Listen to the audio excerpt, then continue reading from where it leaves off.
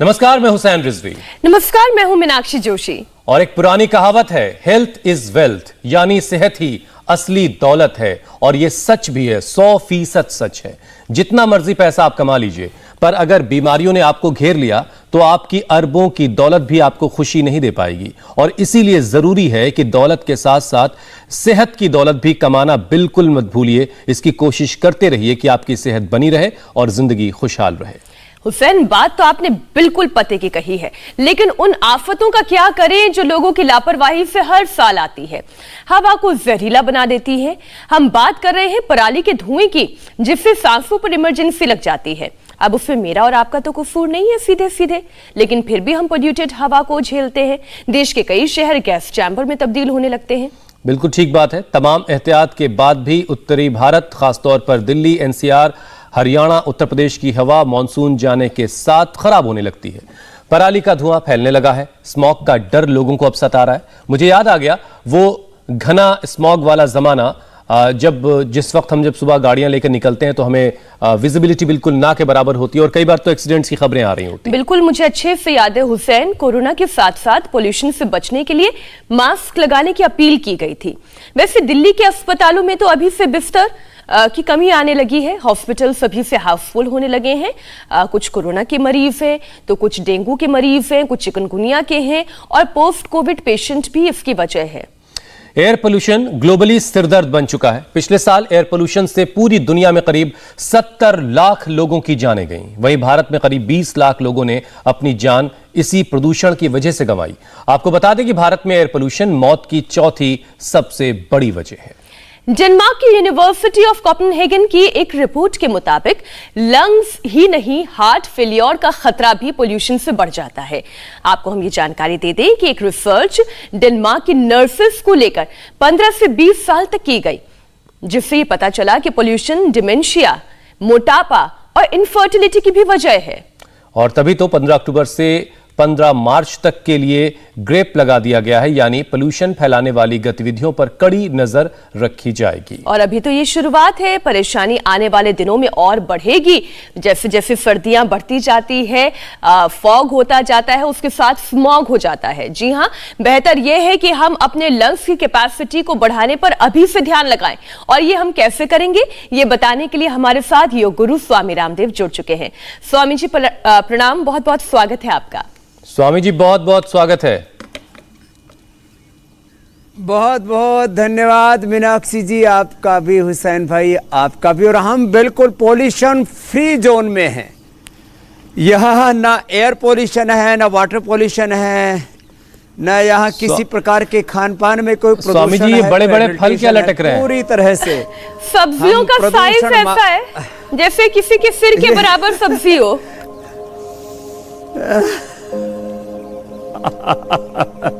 ये आप देख रहे हो ना, ये कद्दू है, पीछे देखो पूरा ऐसे एक नया, ये जिसको आगरा में पेठा बनाते हैं ना, वो अच्छा मीठा, बिल्कुल बिना पोल्यूशन वाली, वो वाली। स्वामी जी कम से कम 4 किलो का होगा। और राम राम, देख के तो लग रहा है बहुत भारी भरकम होगा। बड़े हैं, हाँ। है ना? कितना होगा इसका वजन स्वामी जी? बहुत भारी भरकम है। करीब 5 किलो है। हाँ, ठीक ठीक ही था। और ये सब जितने मेरे साथ आज योग कर रहे हैं, ये सब रख दो भाई, इसको घर ले जाना बाद में। इससे देखो, ये जितने भी मेरे बाएं तरफ देख रहे हो आप, छोटे बच्चे, शुक्ला जी से, शुक्ला जी खड़े हो, ताड़ासन करो, ताड़ासन, तिर्यक ताड़ासन। शुक्ला जी से लेकर के और बड़ी हमारी माता जी, क्या नाम है अम्मा? आदर्श, उनको भी सर्दी जुकाम कफ एलर्जी से लेकर के, आप जो बोल रहे थे पोल्यूशन के कारण से रेस्पिरेटरी सिस्टम की problem, coronary heart disease, pollution के कारण से कफ कोल्ड अस्थमा से लेकर के बाईं तरफ पहले भी ये आ चुकी है। यहाँ पर कब आई थी? जनवरी में। और ये क्या विजयंता क्या था बेटा आपको? ये बड़ी भयंकर बीमारी है, लंग सार्कोडियोसिस मेरे को 6 साल पहले डिटेक्ट हुआ था। फिर 3 साल मैंने स्टेरॉइड्स खाए थे। 3 साल स्टेरॉइड खाने पड़े? हाँ, 80 mg। उसके बाद फिर अब ठीक है, मतलब तब से मैं योगा कर रही हूँ 6 साल से। बंद हो गए ना? हाँ, स्टेरॉइड्स। इससे पूरे फेफड़े लोथड़े जैसे हो जाते हैं, लंग काम ही नहीं करता। उससे मैं किडनी और आंखों पे भी असर किया था। तो किडनी और आंखों पर भी उसका असर मेरा क्रिएटिनिन हाई था, 4 था, अब 1.9 है। क्या बात है, जोरदार भाई। ये तो विजेंता ने बड़ा काम कर लिया, क्रिएटिनिन कंट्रोल कर लिया, लंग अच्छा कर लिया। लंग 100% तो नहीं है, अच्छा हो जाएगा। पर 80% तक ठीक है। 80% ठीक हो गया तो 20 भी बाकी है, वो भी ठीक हो जाएगा। और लेफ्ट आज जो उपाय बताएंगे ना उनको और पूरा एक एक को गौर से देख लेना। और स्वामी जी ऐसे ही हमें देश भर में हर किसी के लंग्स मजबूत करने हैं, हर किसी को बीमारियों से आजाद करवाना है, तो उसके लिए योगाभ्यास सबसे हम करवाएंगे। और सबसे पहला विषय इसके लिए शामिल करते हैं, यहाँ से शुरू करें। बिल्कुल, ताड़ासन। स्वामी जी पराली का जो पोल्यूशन है, तिर्यक ताड़ासन में ये स्वामी जी पराली का जो प्रदूषण है वो एक बार फिर से लोगों का दम घोटने की तैयारी कर रहा है। और इस बार तो अस्पताल भी जो है वो हाउसफुल हैं। तो पहले से ही कोरोना, फिर पोस्ट कोरोना, फिर डेंगू और दूसरी बीमारियों से अस्पताल भरे पड़े हैं, पेशेंट्स भरे पड़े हैं हर तरफ। ऐसे में जरूरी है कि लंग्स की कैपेसिटी को हम इतना बढ़ा लें स्वामी जी कि हमें अस्पताल जाने की नौबत कम से कम ना पड़े।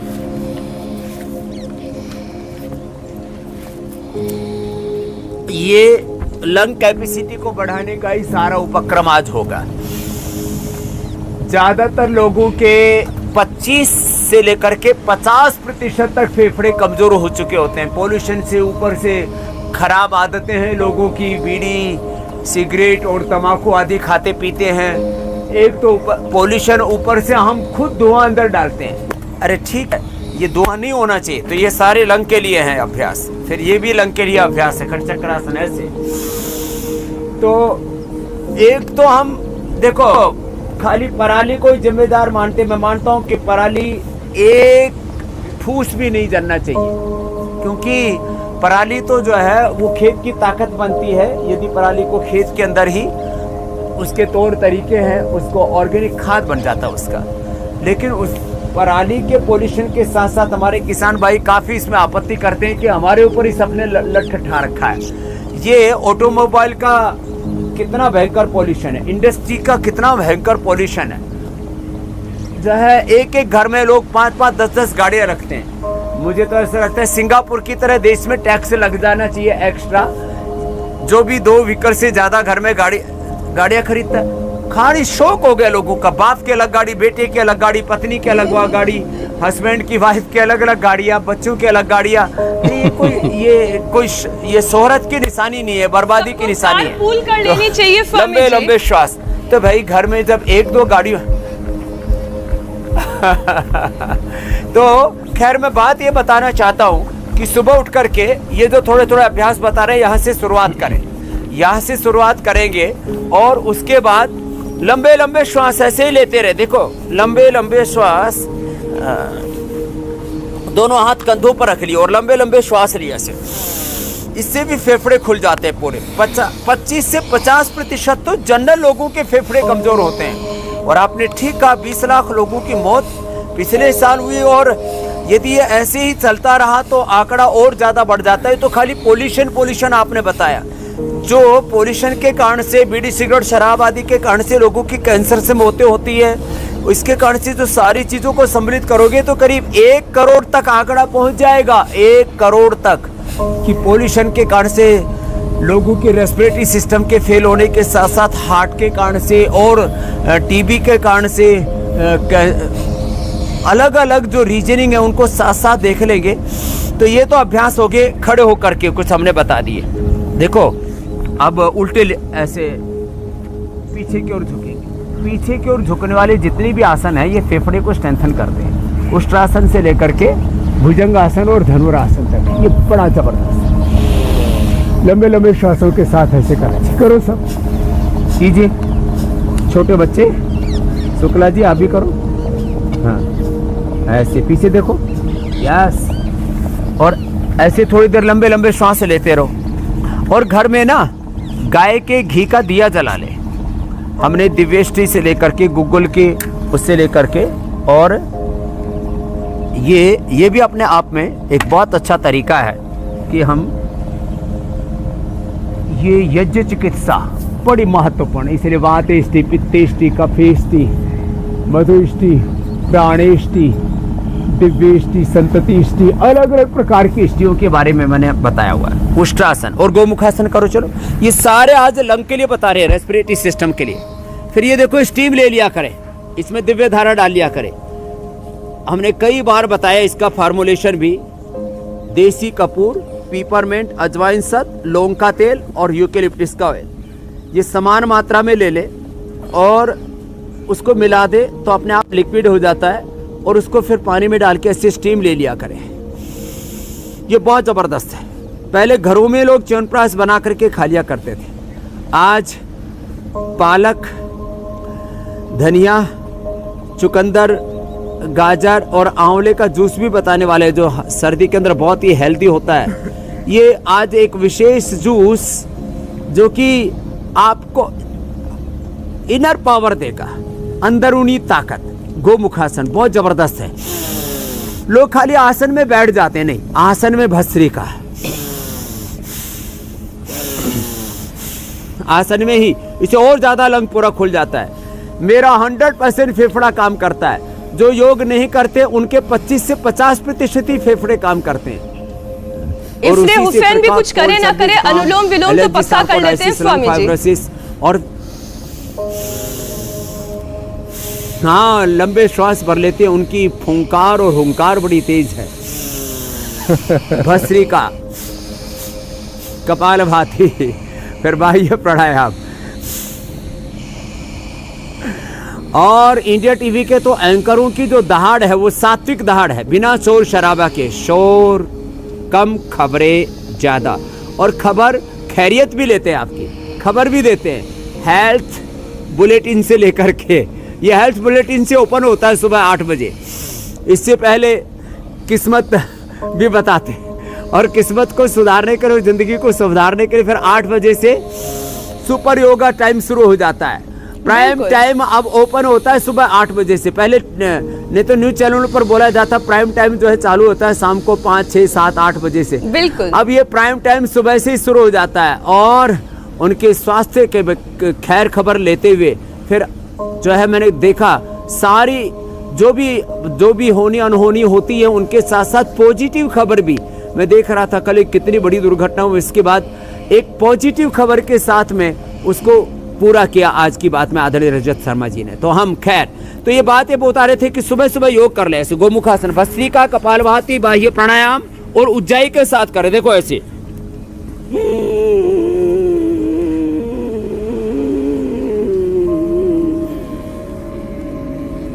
ऐसे लंबा श्वास लें, गले को टाइट करके और होल्ड करके रखें।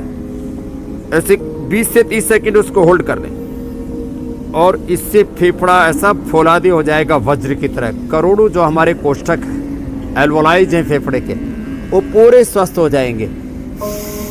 ऐसे गोमुखासन करना चाहिए। और फिर ये भुजंगासन, ये तो 25 से 50 बार करना चाहिए, लंबे लंबे श्वासों के साथ। देखो ऐसे, जो बहुत बुजुर्ग हैं वो मकरासन कर सकते हैं ऐसे। और छोटी छोटी बातें, दूध में हल्दी, शिलाजी, च्यवनप्राश, केसर, जिसको जो उपलब्ध हो।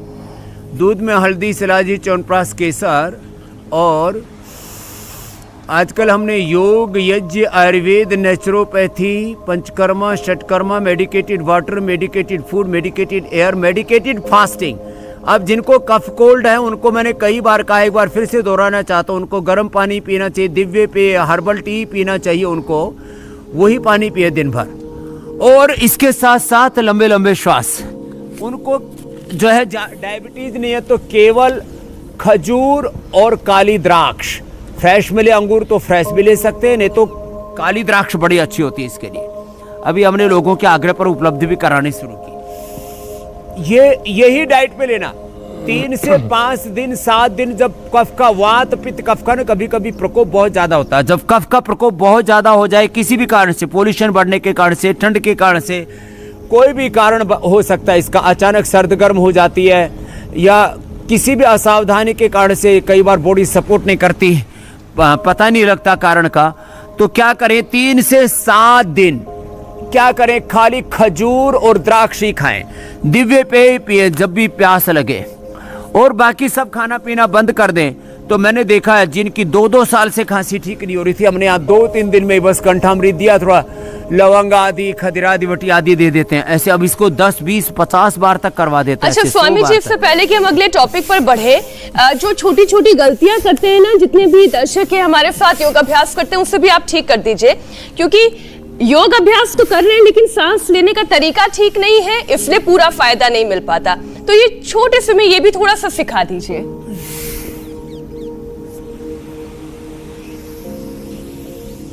देखो, भगवान ने नाक बनाए हैं श्वास लेने के लिए, एक तो मुंह से श्वास ना ले, और फेफड़े में जाता है श्वास, और पेट में जाता है भोजन स्वाभाविक से। कुछ लोगों ने पता नहीं कहां से ट्रेनिंग ली। मैंने तो एक बार पूरा योगा एसोसिएशन का मीटिंग था पूरे हिंदुस्तान का, मैंने कहा ये स्टमक ब्रीदिंग कुछ होता ही नहीं है, thoracic breathing up to diaphragm, फेफड़े से श्वसन होता है। कुछ लोग, अब देखो, अब ये तो भुजंगासन हो गया, थोड़ा सा बस सलभासन, ऐसे एक पैर से या दोनों पैरों से ऐसे या ऐसे, और ये धनुरासन, ये जबरदस्त है फेफड़े के लिए ऐसे। और एक ये जो है ना,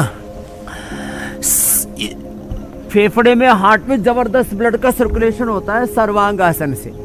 तो लोगों को ऐसा लगता है तो आंखों के लिए, दिमाग के लिए, थायराइड के लिए अच्छा, लेकिन ये लंग के लिए भी बहुत ही जबरदस्त है। तो लंग वालों को शुरू में थोड़ा दिक्कत होगी तो थोड़ा नशे कर लिया करें, अणु तेल से, सरसों के तेल से, षडबंधु तेल से, या आजकल तो हम रीठा से नशे करवा देते हैं तो पूरा कप बाहर निकाल देते हैं। तो ऐसे ये ऐसे कर लिया करें। और देखो, जो मैं बात बता रहा था वो बहुत महत्वपूर्ण आपने प्रश्न उठाया। ऐसे पेट में सांस नहीं भरना, देखो कुछ ऐसे भरते हैं ऐसे, ये गलत तरीका है। अब कुछ मूर्ख लोग जो अपने आप को योगाचार्य कहने लगते हैं कि श्वास लेते हैं तो पेट फूलता है। अरे पेट नहीं फूलता है, डायफ्राम फूलता है। थोड़ा शरीर विज्ञान के बारे में भी पता होना चाहिए। ये डायफ्राम है जो पेट और लंग के बीच में है ना, ये फूलता दिखता है ऐसे। तो ये पेट नहीं फूल रहा, डायफ्राम फूल रहा है। तो thoracic breathing up to diaphragm, this is right breathing.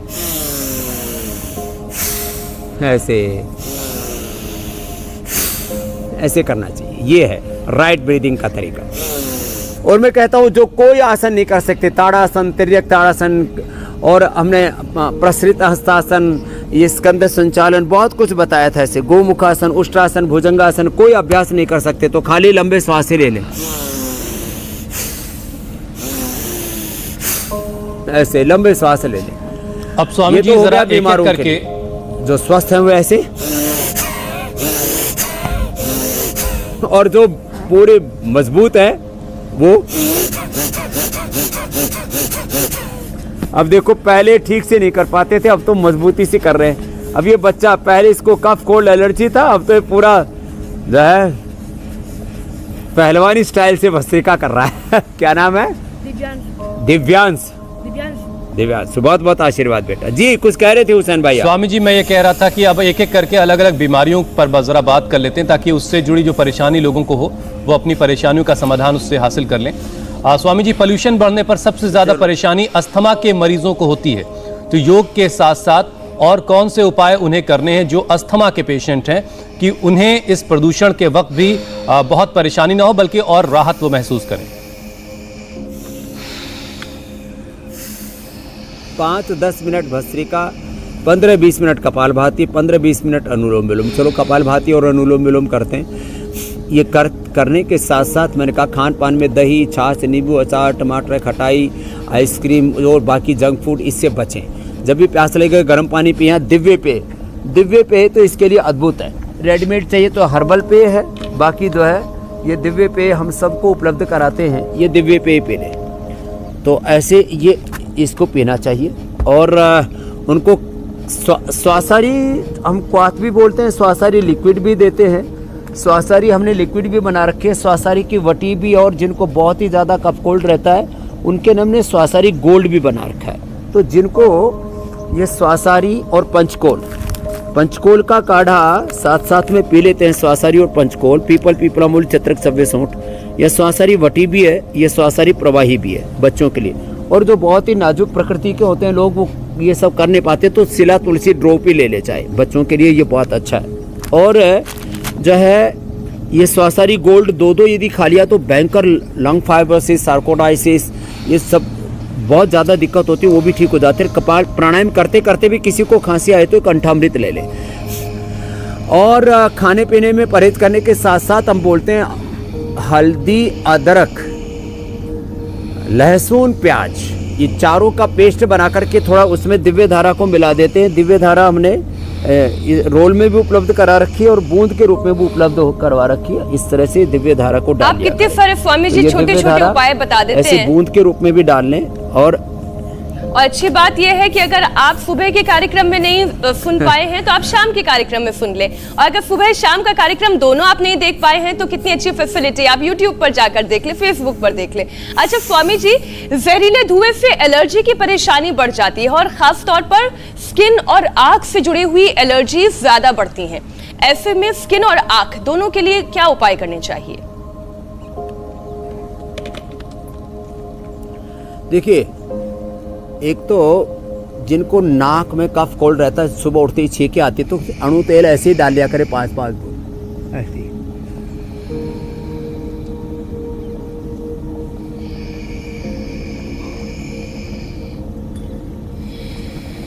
अणु तेल डालने से ना पूरा अंदर का सिस्टम क्लीन हो जाता है। आंख के लिए दृष्टि या सौम्य का इस्तेमाल करें, और कान के लिए ईयर ड्रॉप भी बता रखा है, क्योंकि आंख, नाक, कान, गला एक साथ प्रभावित होता है। मैं तो सप्ताह में एक बार डाल लेता हूँ और मुझे कभी भी कफ कोल्ड नहीं होता। अणु तेल जरूर डालें। अणु तेल नाक में, सौम्य आंख में, ईयर ग्रिट कान के अंदर, नहीं तो ऐसे ही लहसुन, प्याज और सुदर्शन का पत्ता चौड़ा चौड़ा आता है, कई बार हमने बताया हुआ है, उसको तिल के तेल में पका करके और उसको कान के अंदर थोड़ा डाल लिया करें, तो इससे कफ कोल्ड एलर्जी एकदम ठीक हो जाते। 5 बादाम और 5 काली मिर्च ऐसे चबा लिया करें सुबह उठ करके। जिनकी कफ की प्रकृति होती है उनके लिए रामबाण है। नहीं तो 100 ग्राम बादाम, 20 ग्राम काली मिर्च, 50 ग्राम देसी खांड मिला करके पाउडर करके रख ले, 1 चम्मच खा लेकर, पुराने से पुराना नजरा उससे ठीक हो जाता है। बातें छोटी छोटी है लेकिन ये अचूक रामबाण ब्रह्मास्त्र है। ठीक है स्वामी जी, जैसे स्वामी जी आपने अस्थमा के पेशेंट्स के लिए बहुत सारी सावधानियां बताई, तो हार्ट पेशेंट्स को ऐसी कौन सी बातें हैं जिनका खास ख्याल रखना है? ऐसी कौन कौन सी बातें हैं जिस पर उन्हें ज़्यादा एहतियात बरतने की ज़रूरत है इस प्रदूषण वाले मौसम में? देखो, एक तो ये पीछे जो कद्दू है ना, ये हार्ट के लिए, ये कोलेस्ट्रॉल के लिए, यूरिक एसिड के लिए, बॉडी को डिटॉक्स करने के लिए रामबाण है। इसलिए सारा कद्दू जो है ना, ये हज़ारों की संख्या में लगा हुआ है। यहाँ ये सबको एक बार जूस पिलाते हैं जरूर, पूरी बॉडी को डिटॉक्स करने के लिए और एल्कलाइन करने के लिए, एसिडिक बॉडी को एल्कलाइन करने के लिए। हार्ट के लिए सबसे अच्छा अर्जुन की छाल और दालचीनी, इसका काढ़ा बना करके पिए। खाने के बाद हृदयामृत और खाली पेट कार्डियोग्रेट ले लें। लौकी का जूस पी लें, लेकिन जिनकी कफ कोल्ड की प्रकृति है फिर उनको सूप पीना चाहिए। लौकी का जूस नहीं, जूस बहुत ठंडा होता है एकदम। लौकी की सब्जी ऐसा इस्तेमाल करना चाहिए, तो ये थोड़ा थोड़ा तासीर बदल जाती है। अब जूस पीने से कफ कोल्ड बढ़ जाएगा और जोड़ों में दर्द बढ़ जाएगा। उसी में ही जीरा, धनिया, हिंग का थोड़ा छोंक लगा करके सूप बना के पिया तो वो लौकी जो है वो औषधि होगी कफ कोल्ड अस्थमा के रोगियों के लिए भी, हार्ट के रोगियों के लिए भी। और ये हार्ट के रोगों को पॉइंट पे दबाना चाहिए, उनको अनुलोम विलोम ज़्यादा करना चाहिए जो हार्ट के रोगी हैं, और ये हार्ट का पॉइंट पे दबाना चाहिए। हार्ट का पॉइंट है, ये फेफड़ों का पॉइंट है, ये आँख का पॉइंट है, ये थायराइड का पॉइंट है, ये किडनी का है, ये आंतों का है पूरा, और ये कान का है। ये सारे स्ट्रेस के लिए हैं और साइनस के लिए हैं, सारे टॉप अंगुलियों के, और ये पीछे दर्दों के लिए हैं पूरे के पूरे चैनल। ये कई बार हम बताते रहते हैं, तो कपाल भाती करते करते ही अब थायराइड, कफ, कोल्ड, खांसी भी होती है, पॉइंट दबा लिया ना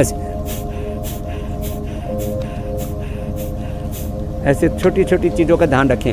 स्किन के लिए गिलोय और एलोवेरा पियो और एलोवेरा जेल लगा लें, और गोधन अर्क लगा लिया करें, नीम के पत्तों से नहा लिया करें, कायाकल्प क्वाथ उसको भी पानी में उबाल करके उससे स्नान कर लिया करें, तो स्किन एलर्जी भी बहुतों को होती है। एलोवेरा जेल तो ऐसे ही जो है ये हरा वाला भी है और ये केसर वाला भी है, केसर चंदन वाला। तो ऐसे ही मैं तो कभी कभी ऐसे इंडिया टीवी पर ही दिखाने के लिए ऐसे लगा लेता हूँ, उसी से ही लेकिन स्वामी जी एलोवेरा जेल का आपको फायदा हुआ है, आपका सनबर्न बहुत कम हो गया है, नेचर मदर से सुरक्षित रहता है। बीच में आपका कॉम्प्लेक्शन डार्क हो गया था।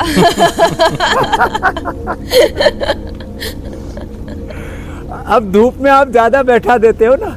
अभी देखो, अब आजकल मैंने पीछे से धूप लेनी शुरू कर दी, तो थोड़ा थोड़ा देखो हल्का हल्का इधर असर है। अब पीछे कौन लगाए, अब यहाँ तो फक्कड़ है, वो अब जो है हुसैन को तो इनकी वाइफ लगा देंगे, आपको अखिलेश लगा देंगे।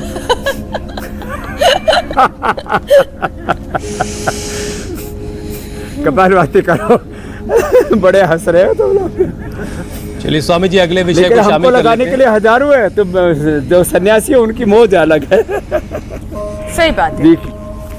जी बोलो बोलो। स्वामी जी पोल्यूशन से ब्रोंकाइटिस और टीबी के मरीजों की दिक्कतें भी काफी बढ़ जाती हैं, तो ब्रोंकाइटिस और टीबी वाले जो पेशेंट्स हैं जिनको इस तरह की परेशानी है, उनके लिए क्या सलाह देंगे आप? देखो, टीबी के लिए बहुत अच्छी होती है हल्दी, लेकिन हल्दी तब लाभ करती है जब 25-50 ग्राम खाई जाए। 25-50 ग्राम हल्दी खाएं तो अंदर से तूफान उठने लगता है। तो हमने कर्क्यूमिन गोल्ड तैयार कर दी है। ये इतनी अच्छी औषधि है, लोगों को कम बोध है, लेकिन मैं आपको ये बताना चाहता हूँ, मैंने ये कर्क्यूमिन गोल्ड और फिर ये पतंजलि बाम ऐसे फेफड़ों पर लगा दिया।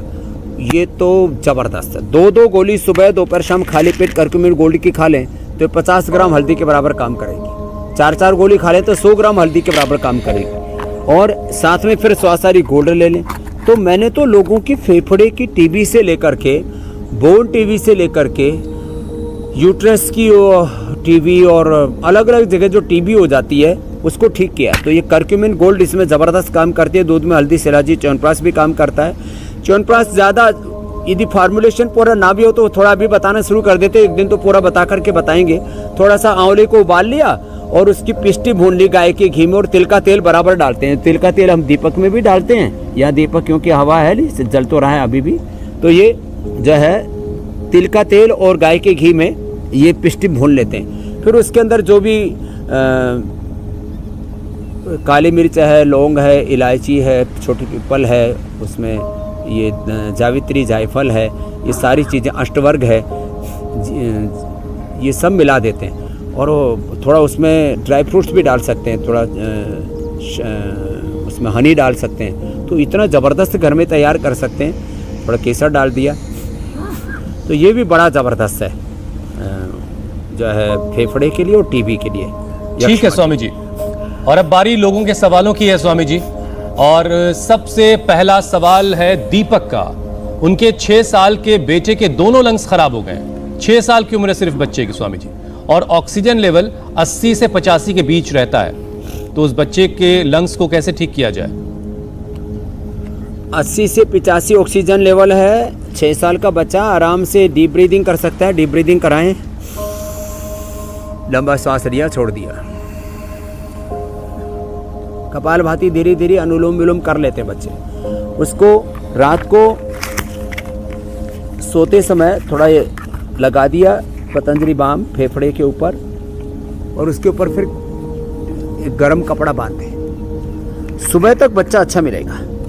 और एक कैप्सूल सुबह दोपहर शाम स्वासारी गोल्ड का शहद के साथ दे दें। और उसको ये सिला तुलसी ड्रॉप, बच्चे अरे काढ़े कूढ़े नहीं पी पाते हैं, सिला तुलसी ड्रॉप दे दें। और उसको स्वासारी प्रवाही भी पिला दें। और उसके नाक में 2-2 बूंदी डाल दें अणु तेल की, जो मैं अभी डाल के बता रहा था। ये छोटे छोटे उपाय करेंगे। और खान पीन में उसको अभी थोड़ी दिनों तक आइसक्रीम, घी आदि ना दें। और खाने में खजूर और द्राक्ष ज़्यादा दें। और चने की बेसन की रोटी ही खिलाएं, चने की रोटी खिलाएं। तो वो बच्चा देखना 5-7 दिन में उसको फ़ायदा होना शुरू हो जाएगा। और जैसे क्या विजयंता, क्या नाम था? दीपक। हाँ, विजयंता की तरह उसके भी फेफड़े एकदम फौलादी बन जाएंगे। ठीक है, दीपक साहब के बेटे की का लंग्स बेहतर हो जाएगा इससे, जैसा स्वामी जी बता रहे हैं। स्वामी जी अगला सवाल संध्या का है। टीबी की वजह से उनके दोनों लंग्स डैमेज हो गए हैं और एक लंग में छेद भी है और जब वो खांसती हैं तो उसमें ब्लड आता है, खून आता है, तो उनके लिए कोई उपाय बता दें। लंग का छेद भी भर जाता है। मैंने देखा 80% तक जिनके लंग खराब हो गए थे, 90% तक, और फेफड़े काट दिए गए थे। आप एक तो मैंने आपको यहाँ दोनों ही वो लेक्चरर या प्रोफेसर थे, 80% उनके फेफड़े काट दिए गए तो दोबारा से वापस आ गए। तो ये फेफड़े का अंदर का छिद्र भर जाता है। यही उपाय करक्यूमिन गोल्ड उठते ही लेना, और स्वासारी खाने के बाद लक्ष्मी विलास संजीवनी त्रिभुवन कीर्ति रस, ये भी नोट कर लें। लक्ष्मी विलास, ये तो बच्चों को भी पता है। क्या खिलाती है आपकी मम्मा आपको शुक्ला जी? लक्ष्मी विलास, लक्ष्मी विलास संजीवनी, ये बहुत जबरदस्त चीज है। लक्ष्मी विलास संजीवनी त्रिभुवन कीर्ति रस खाने के बाद ले लेंगे और बाकी जो उपाय बताए इसको अपना लेंगे तो उनके भी फेफड़े पूरी तरह से अच्छे हो जाएंगे 1 से 2 महीने के भीतर भीतर ही। जी, अब स्वामी जी का और सवाल है, आखिरी सवाल जोगेंद्र जी का है। उनकी पत्नी के लंग्स में पानी भर गया है, उनके लिए भी आप कोई उपाय बताएं। लंग्स में पानी भर जाना और स्वामी जी कई बार बार पानी भरना, मतलब निकालने के बाद भी पानी आ जाना, ये भी शिकायत हमने लोगों की सुनी है। हाँ, ये काफी लोगों को दिक्कत हो जाती है। इसके लिए अभ्रक भस्म बहुत जबरदस्त काम करती है। तो अभ्रक भस्म ले लें, उसमें स्वर्ण वसंत मालती मिला दें, 10 ग्राम अभ्रक भस्म और 2 ग्राम स्वर्ण मालती रस, 30 पुड़िया बना लें, सुबह शाम एक पुड़िया। 10 ग्राम स्वर्ण वसंत 2 ग्राम स्वर्ण वसंत मालती, 10 ग्राम अभ्रक भस्म, और इसको आधा ग्राम सुबह शाम शहद के साथ खिला दिया। लक्ष्मी विलास संजीवनी त्रिभुवन कीर्ति रस खाने के बाद, और ये करक्यूमिन गोल्ड खाली पेट दे देंगे, वो लंग का पानी एकदम सूख जाएगा और आगे से पानी बनेगा नहीं, ये बड़ी बात है। और उसको ये दिव्य धारा की लपेट या पतंजलि बाम की जो लपेट हमने आज बताई है, उसको भी ऐसे रात को लपेट करके और सो जाया करें। और खान पान में जैसे मैंने बोला, द्राक्ष या खजूर का ही कल्प करें और चने की रोटी खाएं। बाकी सब खाना पीना सब थोड़े दिनों के लिए बंद कर दें। 1-2 सप्ताह से लेकर के 1-2 महीने में तो पूरा फेफड़ा नया हो जाता है। ये इतना जबरदस्त लाभ होता है। स्वामी जी, योगाभ्यास के जरिए आपने सबके लंग्स जो हैं फौलादी बना दिए हैं, लेकिन मेरी सुई वहीं अटकी हुई है। एक जूस के बारे में आप जिक्र कर रहे थे, एक कोई खास जूस आप बताने वाले हैं, अब जरा उस पर आइए। और साथ ही साथ उसके बाद एक कोई खास पौधा भी बताइए जो हम अपने घरों में रखें तो इस प्रदूषण के वक्त में हमारे घरों में ऑक्सीजन की जो सप्लाई है वो बेहतर रहे।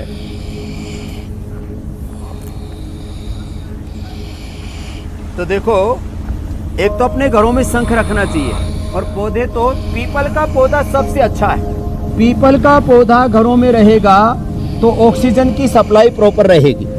और घरों में शंख भी रखना शुरू कर दे, और शंख बजाने से ना ऐसे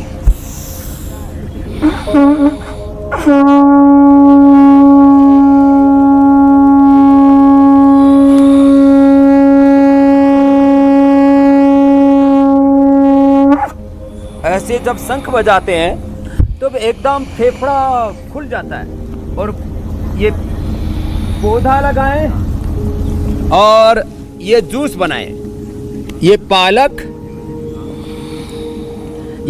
ये चुकंदर, ये देखो बातें छोटी छोटी हैं। ये पालक है, अब इसके अंदर ये चुकंदर डाल दिया, और चुकंदर के साथ ये गाजर, और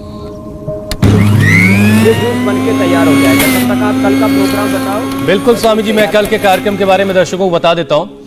रस्सियों की तरह उलझी नसों की गांठों को कैसे सुलझाएं, पैरों में दर्द, सूजन, ऐंठन से कैसे छुटकारा पाएं। स्वामी रामदेव का योगाभ्यास दूर करेगा वेरिकोज वेन्स की आपकी परेशानी को। तो कल की ये क्लास उन लोगों के लिए बहुत खास है जो वेरिकोज वेन्स की परेशानी से जूझ रहे हैं। स्वामी जी, देखो इस जूस में हमने आंवला भी मिला दिया, आंवला और ये गाजर, आंवला, गाजर, चुकंदर, ये इतना बढ़िया जूस तैयार हो जाता है। अब इसमें टेस्टी भी होता है, पीने में भी ये तो कुछ छानने की इसमें ज़रूरत ही नहीं है। और ये पेठे का जूस मैंने बताया बॉडी को डिटॉक्स करने के लिए, अल्कलाइन करने के लिए, यूरिक एसिड के लिए और हाई बीपी के लिए। और ये तैयार हो गया जूस, एकदम सुपर टॉनिक हो गया। स्वामी जी, जिनकी इसमें प्रकृति पालक है, एसिडिक इसमें धनिया है, है, वो इसमें भी ये गाजर है, जूस इसमें पी सकते चुकंदर हैं। है और किसी हाँ वो भी ये जूस पी सकते हैं। और ये वाला तो जो आज हमने, क्योंकि पूरा पेठे का ही यहाँ था और बाकी तो टेस्ट भी इसका बहुत अच्छा है, टेस्टी है बहुत। और एक और छोटी सी बात स्वामी जी मेरी, कि क्या इस जूस को निकालने के बाद कुछ वक्त के लिए रखा जा सकता है फ्रिज में, उसको फिर इस्तेमाल कर सकते हैं बार बार? ना जूस जितने भी हैं उनको फ्रेश ही पीना चाहिए। फ्रीज में रखने के बाद उनकी तासीर ही चेंज हो जाती है, वहाँ तब पित्त कफ का दोष बिगड़ जाता है और वो विरुद्ध आहार की श्रेणी में आ जाता है। इसलिए जूस और क्वाथ आयुर्वेद में हमेशा फ्रेश पीने का ही विधान है। और अब तो साइंस भी ये कहता है कि फ्रिज में तो मैंने कहा उसकी प्रकृति चेंज हो जाएगी, बाहर रखेंगे तो उनमें बैक्टीरिया, वायरस, फंगस आदि पैदा होने की संभावना होगी। इसलिए फ्रेश लें। और च्यवनप्राश भी कैसे फ्रेश बनाएं ये आगे हम बताते रहेंगे। आज थोड़ा सा संकेत कर दिया था, फिर कभी विस्तार से बताएंगे। बिल्कुल तो ऐसे स्वामी। अब योग तो आयुर्वेद सर्दी को आ रही है अपनाएंगे, स्वामी जी, च्यवनप्राश उनकी जिंदगी बनाना में तो कोई सीखना ही रोग नहीं होगा। रहेगा। रोग मुक्त, नशा मुक्त, दुख मुक्त जीवन जीने के लिए जी। संजीवनी है। बहुत बहुत शुक्रिया स्वामी जी, बहुत बहुत शुक्रिया। धन्यवाद। इंडिया टीवी हर वक्त हर जगह डाउनलोड करने के लिए सर्च करें India TV news Google play store या ऐप स्टोर पर।